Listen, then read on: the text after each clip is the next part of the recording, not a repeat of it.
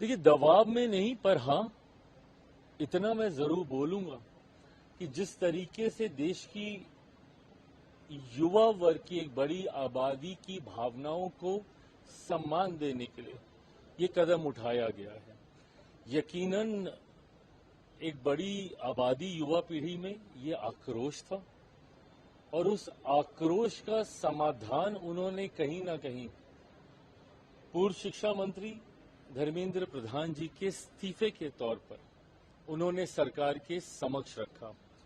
अलग अलग मंचों पर जब इस युवा पीढ़ी से संवाद हुआ और खासतौर पर कुछ लोग जो जंतर मंतर पर इस आक्रोश का नेतृत्व कर रहे थे, उन्होंने भी लिखित रूप में उन्होंने धर्मेंद्र प्रधान जी के इस्तीफे की मांग रखी। सोनम वांगचुक जी ने उनके इस्तीफे की मांग रखी।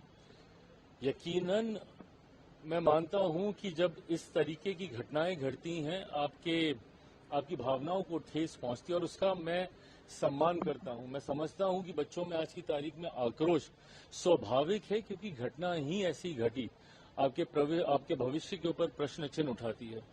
पर ऐसे में कोई एक व्यक्ति के इस्तीफा देने से इन चीजों का समाधान होगा, मैं नहीं मानता। मैं मानता हूं कि इसमें एक व्यापक तरीके से पूरे सिस्टम में ओवरऑल कहां कहां पे लैप्स हैं, उसको हम लोग को कलेक्टिवली मिलकर, जिसमें विपक्ष की भी एक अहम भूमिका है, साथ मिलकर हम लोग को काम करने की जरूरत है।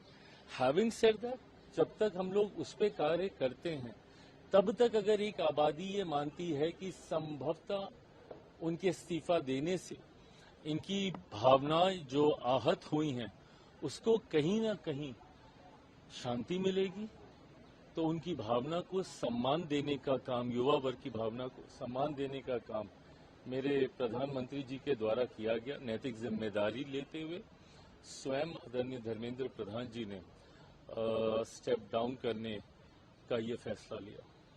Thank you.